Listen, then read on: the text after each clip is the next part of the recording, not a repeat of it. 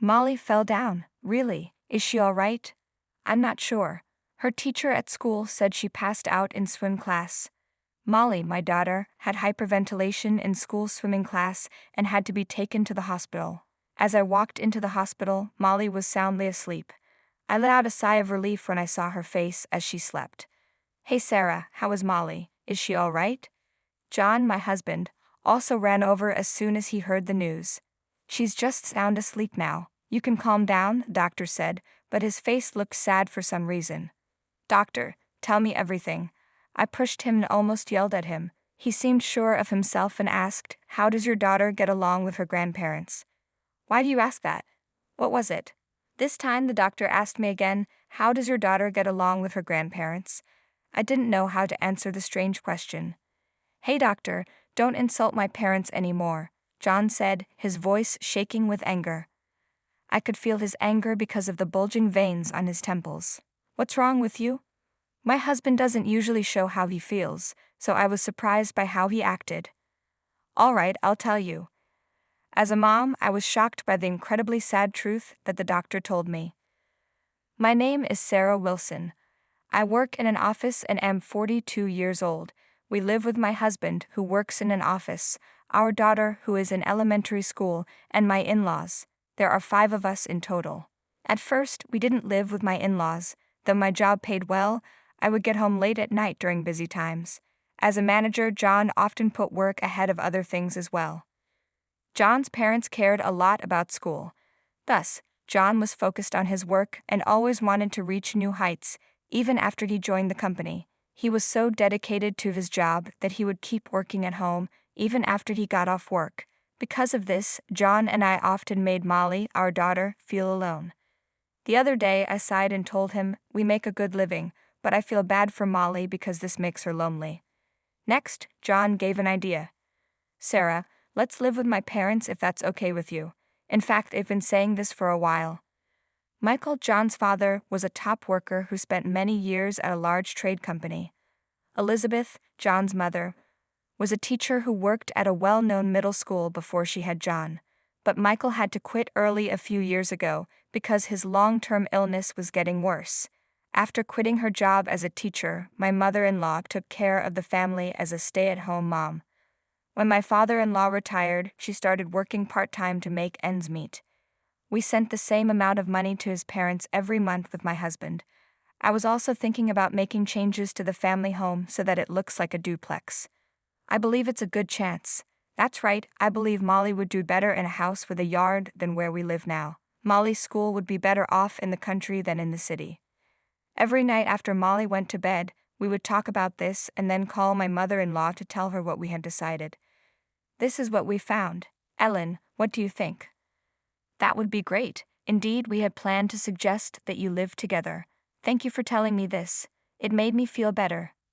So our plans to live together without any problems moved forward. We fixed up the in-laws' house and gave them the first floor while we used the second floor for our family's living space.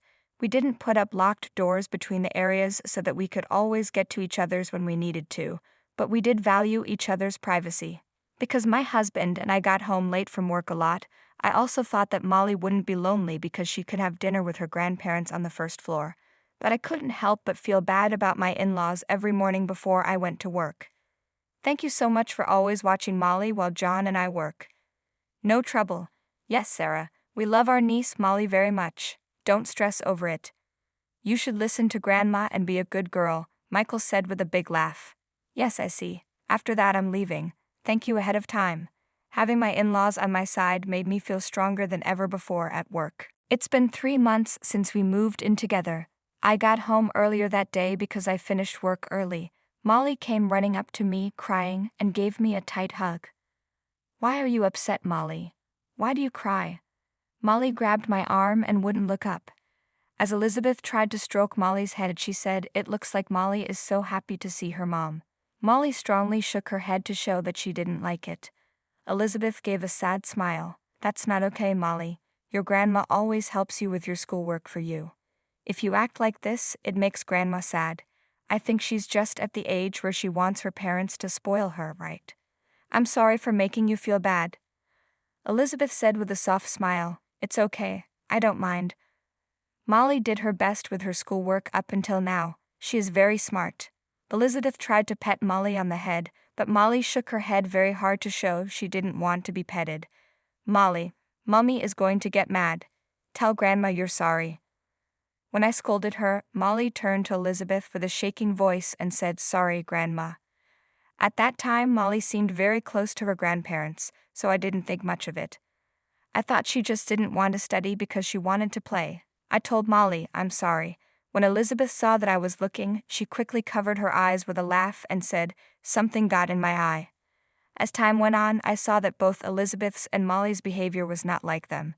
Even before she moved in with her grandparents, Molly often played by herself, but she had never clung to me and cried like that before. That being said, she was mean to her sweet grandmother, who always loved her. It's possible that Molly was having problems that only she could understand. As it got close to sleep, John and I talked about it.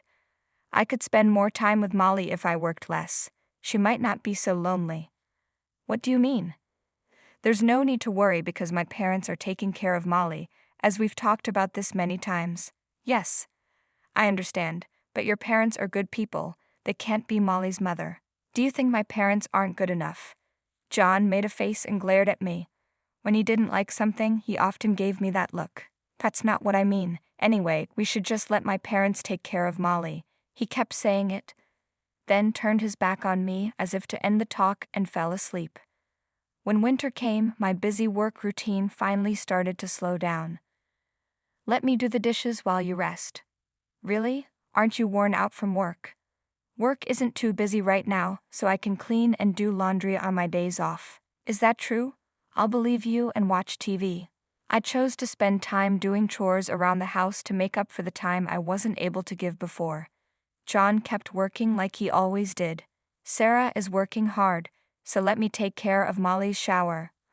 Are you sure? I bet you're tired. I answered because I thought he was being kind because I was busy around the house. Give it to me. He puffed out his chest and said, "Talking to your child is important after all. Molly, go ahead and take a shower with Daddy." When I called her name, she grabbed John's hand and ran to the bathroom. I couldn't help but smile as I thought about the sweet scene of the father and daughter being together. It scared me when Molly came out of the shower though. "Molly, doesn't your face look really red?" Her face looked very red for no reason. Molly didn't say anything, she just looked up at John and shut up. "Why are you upset, Molly? Why are you being so quiet?" "Maybe she got too hot because she stayed in the shower for too long." John replied for her, "She must be feeling a little dizzy. Are you okay?" I asked her several times because I was worried, but Molly would always look at John, nod, and say, "Yeah, I'm fine." From then on, John took it upon himself to give Molly her daily shower, even though he was busy with work. Molly's face did look red after each bath though. Could Molly be being sick? We might want to take her to the doctor. We're reacting too much. What's wrong, Molly? Are you okay? Doesn't anything hurt? Okay, I'm good. See, Sarah. You worry too much about Molly, John told me with a laugh, taking away my worries. I still didn't know that my kid was in pain at that time. After some time, the next summer came around. At Molly's grade school, swimming lessons began. The first time Molly was a child, she loved playing in the water. Every year she looked forward to swimming lessons. "Wow, Molly, that's great. Today is the first day of your favorite swimming lessons." "Yes, that's right. After a year, are you sure you still know how to swim?" "Probably," I said. Molly looked sad that morning for some reason. She had been looking forward to summer so much, but she didn't smile at all that morning. I thought she might be a little worried about going back to the pool after a long time, but her face showed that she was more scared than nervous. "Mary, are you okay?" "I'm fine, Mom." "Don't worry about me," Molly said with a fake smile. "Are you sure you're not pushing yourself? I can call the school and tell them you can stay home if you're sick." "I'm fine." "Okay, Mom, you go to work." "Be right there, Molly. I'm going to work now. Goodbye. Have a nice day, Mom." Molly gave me a smile as she said goodbye, but it didn't seem natural. I think Molly will be fine. If something goes wrong, Grandma and Grandpa will be there, I told myself, and then I focused on my work. When I got back to the office after lunch, I got some bad news. "Sarah, it's important. My partner screamed, "Your daughter passed out in swim class and was taken to the hospital by her school." What? Molly, now is the time to leave. I was so mad I couldn't move for a second. But my boss told me to calm down. I quickly got a cab and went to the hospital. I called my husband on the way. "Molly fell down, is it real? Is she all right?" "I'm not sure. She just passed out during the swimming lesson," the teacher said. "What does the school do?" "They would have had to take blame later if something had gone wrong." "That's not right now. I'm on my way to the hospital where Molly was taken." "Okay, I'm going there too now." My husband, who is generally very focused on work, looked really upset this time. Molly was soundly asleep in her bed when I got to the hospital. When I saw her face while she was sleeping, I felt calm. I am so happy that Molly is safe. I felt dizzy after the stress I had been carrying broke. "Are you okay?" With the help of the close doctor, I didn't fall down. "Are you okay, Sarah?" John asked. "Why is Molly?" I tried to answer, but my words got mixed up. "She's just sound asleep now." "Don't worry," the doctor said in a calm voice. "Thank you so much, doctor." I bowed my head to the doctor and shed tears of relief. The doctor's face, on the other hand, stayed serious and sad. "Is something wrong, doctor?" Well, in fact, the doctor didn't seem ready to answer. "Doctor, tell me everything." I was scared that Molly might have a major illness. "How does your daughter get along with her grandparents every day?" the doctor asked carefully. "What do you mean by that?" I wasn't sure right away what the doctor was trying to say with his roundabout questions. "May I know how things are going between your daughter and her grandparents?" "That's right, but why do you ask?" Even though I knew what the question was, I didn't get why the doctor would want to know. I was getting more and more scared for no reason, but what could go wrong between Molly and her grandparents? John, standing behind me, asked, "Hey doctor, what are you trying to say?" He was angry as I tried to answer. I could tell he was getting angry because the veins on his temples stood out. "What's wrong with you?" Since John didn't show his feelings very often, I started to worry even more that something was seriously wrong with him. "Stop calling my parents names. I'm not insulting them. I just want to make sure this is true." I tried to explain, but John was getting very angry and looked like he was ready to hit the doctor. "My family cares about Molly. Stop making claims that aren't true. I will sue you if you insult my parents anymore." Take a deep breath. How do I keep calm? Someone is making fun of my parents. Why do you ask that? The doctor let out a heavy sigh as if he were upset. "All right, let me tell you." The doctor then talked about what happened when Molly was taken to the hospital. "The school told me that Molly had a heart attack right before she went into the pool for swimming class, so I already knew that she was taken in by ambulance. But the worry came up afterward. Molly seemed to be pleading for help when she got to the hospital, even though she was having trouble breathing. As the doctor was taking care of her, he leaned in to hear her whispers and heard her say, 'Sorry, Grandma,' over and over again. 'Sorry, Grandpa,' she said, looking confused. She apologized to her grandparents over and over again during a very upsetting situation, which suggests that there must have been a big event. What truly transpired between your daughter and her parents? This question caught me off guard because it was out of the blue. "Doctor, I don't understand what you're talking about," I told him, but my eyes went from the doctor to my husband, who looked even more upset. "What's going on? Hey, do you know something?" I talked to him because I thought his odd behavior meant he was hiding something. "I have no idea. This doctor is not making sense.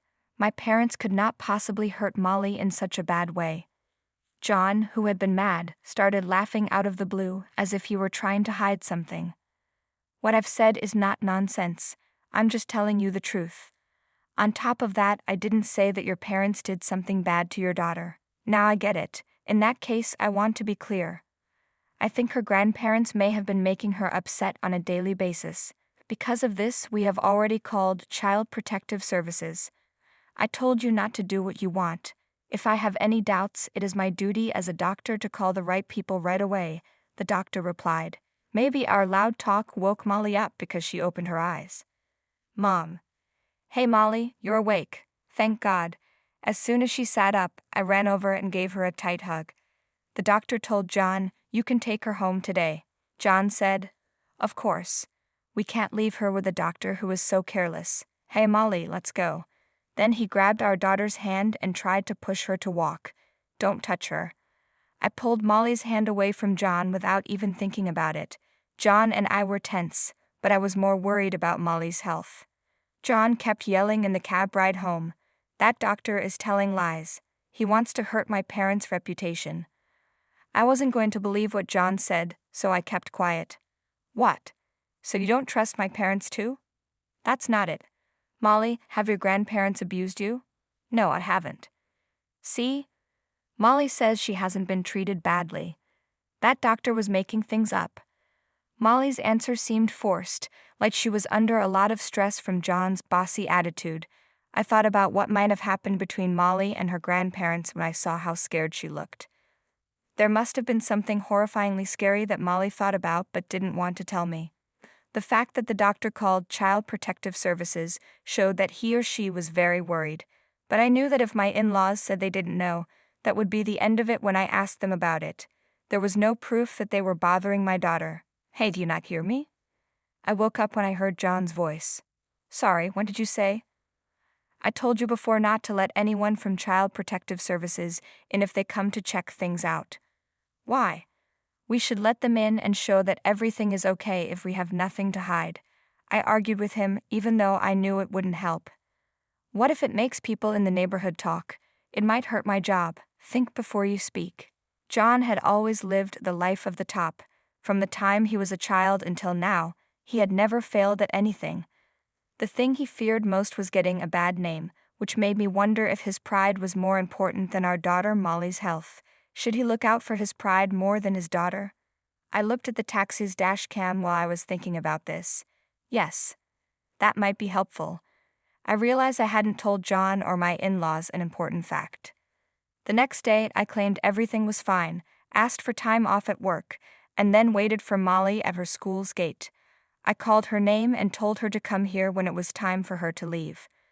Molly looked both surprised and happy when she saw me. "Mom, what's going on?" "Let me explain later. We're going to fly." Then we took a bus to the airport and flew to my folks' house in my hometown. John called many times that night and early the next morning. I finally gave in to the constant calls because I was annoyed by them. "What did you do? In what place did you leave Molly? She's somewhere safe, out of your reach." "What? Do not act silly. Please come back and fully explain everything to me." "We're not going back. It's enough to give an answer over the phone." "Then bring Molly back to us at least," John yelled on the phone. I flatly turned them down. "I refuse." "Why? What did we ever do to you?" "Let me remind you if you don't remember. It's because every day you and your parents make Molly do things she doesn't want to do." As I walked John through the steps of how I got here, the anger I had been holding in blew out. I looked at the taxi's dash cam on the way back from the hospital and remembered that I had put a camera in the living room of my in-laws' first-floor apartment. It was set up to keep an eye on them and Molly and send me a message on my phone right away if anything strange happened. Molly was free to go up and down the first floor when John and I weren't there. Not long after we moved in together as a family, Elizabeth made Molly do chores like washing dishes and doing other cleaning. At first, I thought Elizabeth was just showing her niece how to do housework. But Elizabeth never told her what to do. All she did was watch Molly and Michael. Molly did what she was told without complaining and finished the jobs. Elizabeth called Molly back with a sad voice and said, "Next, please clean the bathroom." Molly was about to go back upstairs when she was done. "It's okay, I have work to do." "I'm sorry, but please follow the instructions. We won't let you live here if you can't. For your own good, please do what I say." Then Elizabeth grabbed Molly's wrist and seemed to be trying to make her go outside against her will. "Do what I say." The security camera did a good job of picking up Molly's cries for help. Even though there was some delay, Elizabeth sounded sad as she begged, "Grandpa, help me." Molly begged her grandpa Michael for help, but Michael did nothing to correct Elizabeth, and just stood there and watched.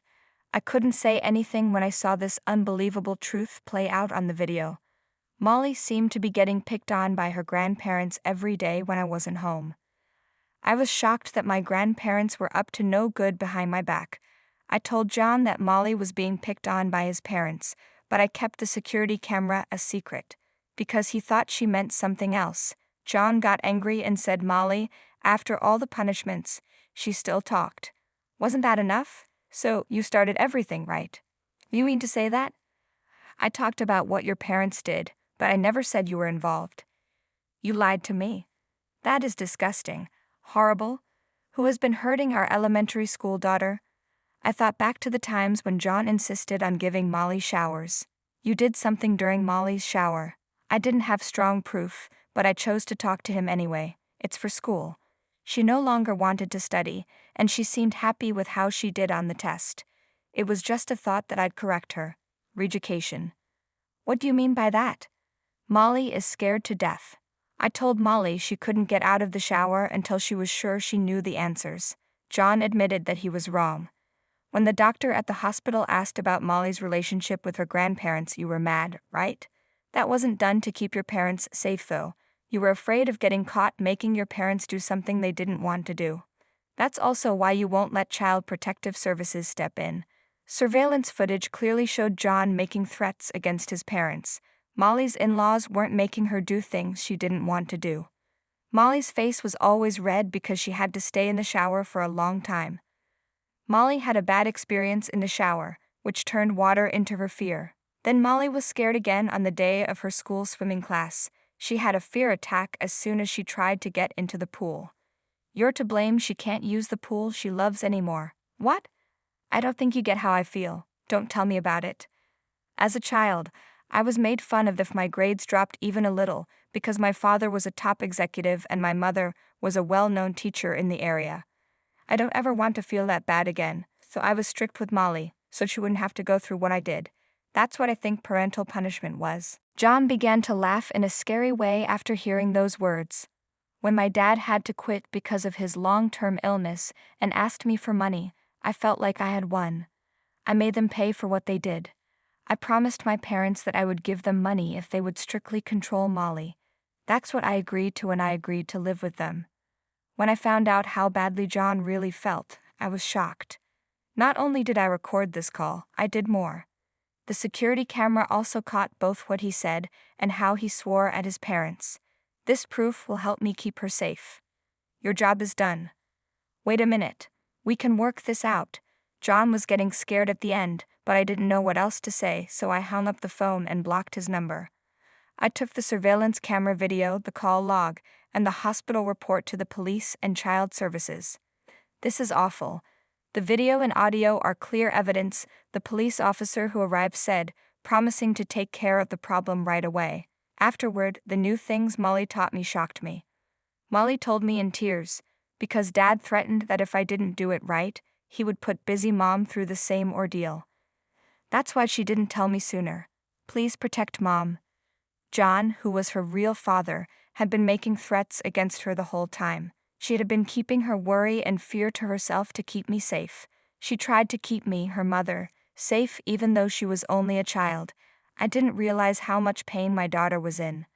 Am I really a mom? I felt bad about what I did, so I gave my crying daughter a tight hug. Hey Molly, I'm sorry. I was to blame. Mom, it's not your fault. You saved me. I couldn't hold back tears when I felt her warmth. Of course I support you, Molly. I will never leave you alone, no matter what. I'll always look out for you because I love you so much. In my heart, I promised her I would never let her feel sad again.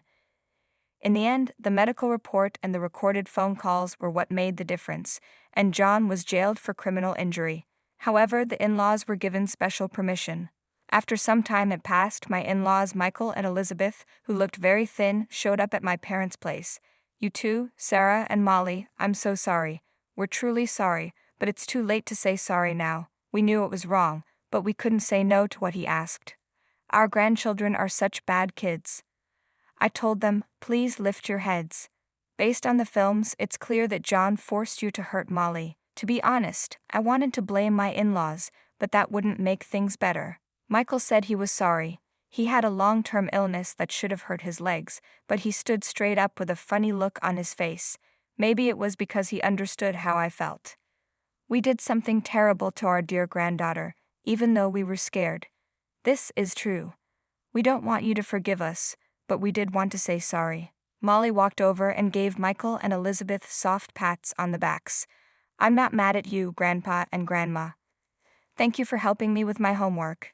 They didn't look up after Molly's words broke them. It looked like it said they weren't allowed to show their granddaughter their faces. They were told by Molly that they could visit her at any time. But my in-laws never showed up again. Since then, 5 years have passed, and Molly is now in middle school. Molly and I live with my parents right now. After telling my boss what was going on, they let me move to working from home most of the time. The cops are ready to help if John shows up, but I still can't get rid of my worry. I've bought security gadgets and gone to security workshops to make my home safer. For Molly's safety, I always drop her off and pick her up at school. Molly is slowly getting her smile back. She just started helping my dad with gardening, which he started as a hobby after he retired. Grandpa, take a look at this big potato we found. That's a big one. Tonight, how about we make potato salad with your mom?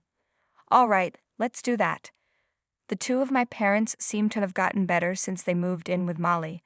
I want to guard Molly with all my might from now on, just like she did for me. I felt this more than ever when I saw Molly's relaxed smile.